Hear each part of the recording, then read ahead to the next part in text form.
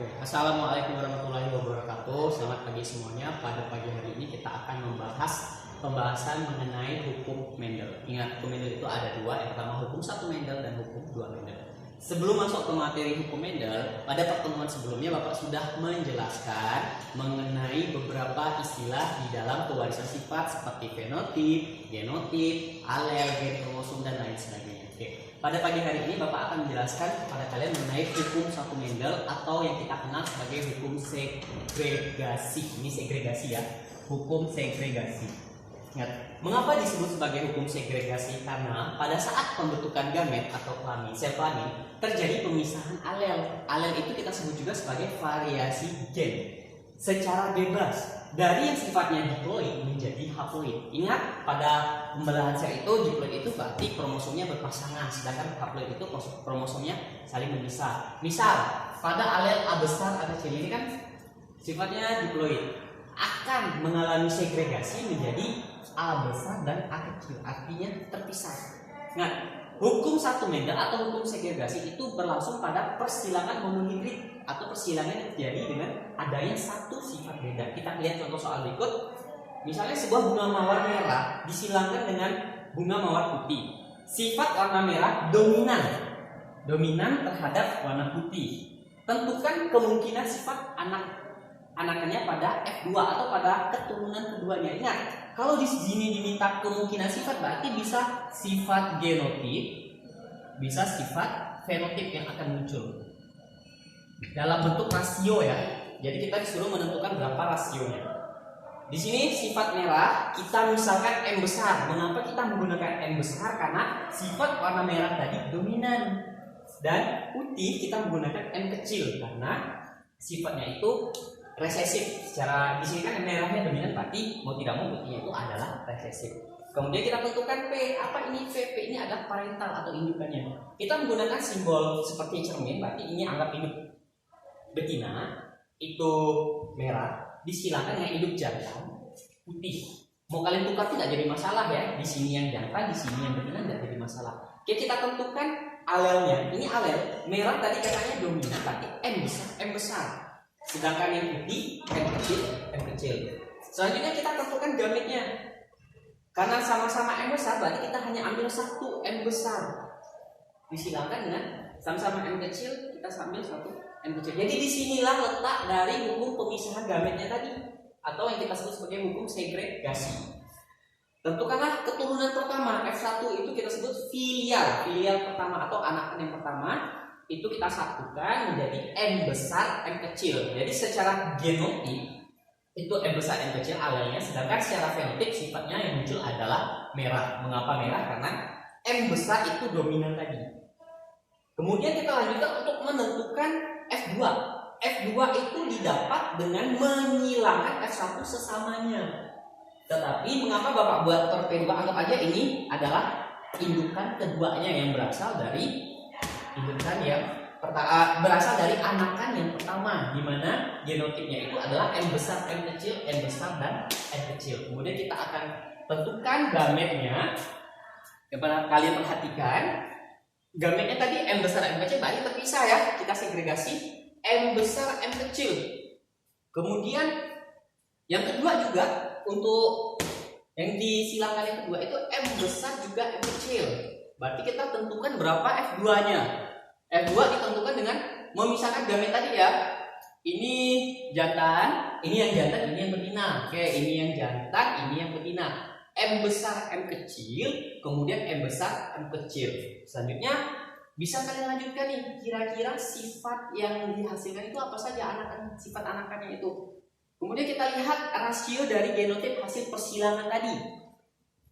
F2-nya M besar M kecil dari hasil persilangan itu nanti akan diperoleh 1. Kemudian M besar M kecil itu 2 dan M kecil itu 1. Bapak ulangi ya. Untuk yang genotip M besar itu hasilnya 1.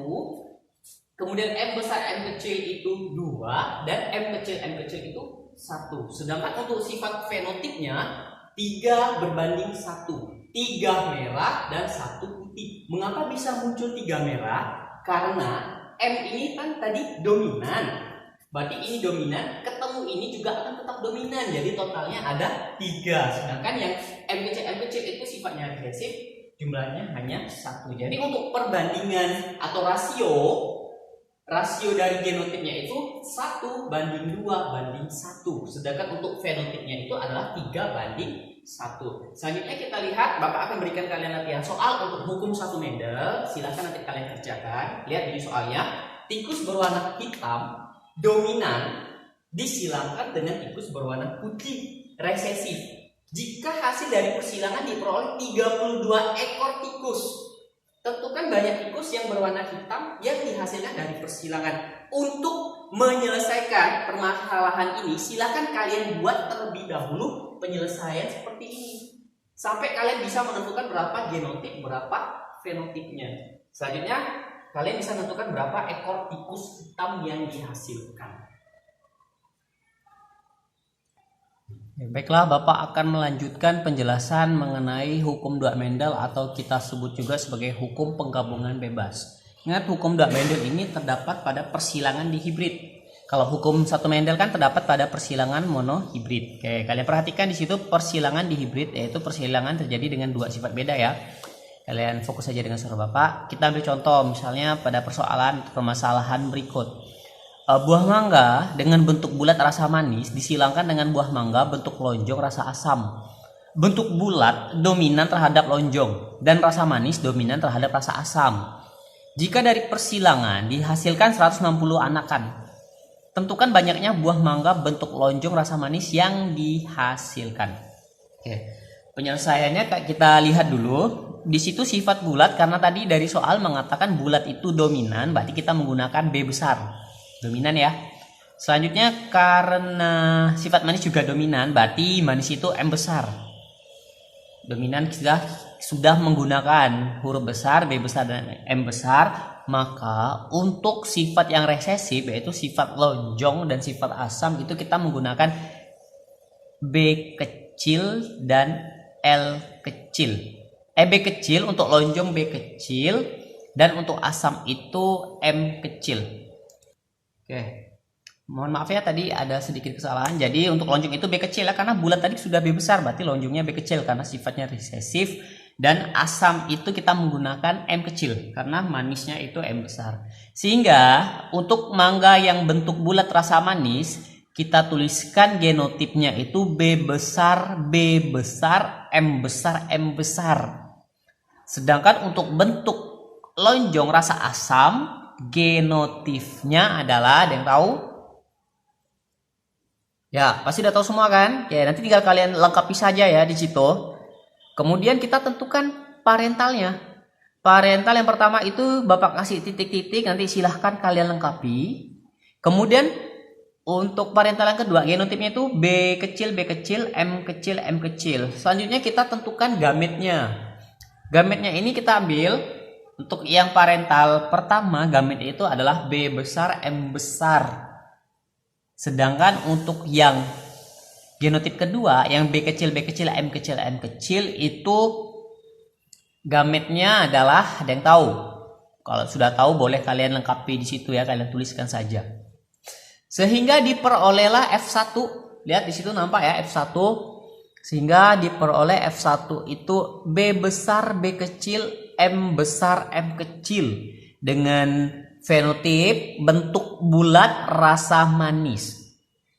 Bentuk bulat rasa manis. Selanjutnya kita harus menentukan F2-nya. F2 kita tentukan atau P2-nya P2-nya itu didapat dari keturunan pertama, filial pertama. F1 disilangkan sesamanya. Jadi untuk genotip F1-nya itu B besar, B kecil, M besar, M kecil. Dan yang F1 yang keduanya juga B besar, B kecil, M besar, M kecil. Jadi setiap masing-masing dari indukan yang kedua itu kita tentukan dulu gametnya. Tahu ya dapat B besar, M besar itu dari mana? Kita buat perkalian silang kayak kali silang gitu. Jadi yang ini, yang B yang ini nih, mana nih? B yang ini, B yang ini. B yang ini kamu silangkan dengan yang M ini, dapatlah B besar, M besar. Kemudian selanjutnya B silangkan lagi dengan M. Jadi B besar M kecil, B kecil M besar, dan B kecil M kecil. Bagaimana dengan gamet untuk indukan yang keduanya, F1 yang keduanya di situ? Bisa kan kalian tentukan sendiri? Ya, kalau bisa, kemudian kita masukkan ke dalam tabel untuk menentukan F2-nya di situ. Kita masukkan ke dalam tabel untuk menentukan F2-nya. Nanti silakan kalian lengkapi ya tabelnya ya. Jadi yang satu, dapatlah yang pertama itu B besar, B besar, M besar, M besar. Jadi totalnya ada 16. Totalnya ada 16. Dengan catatan tolong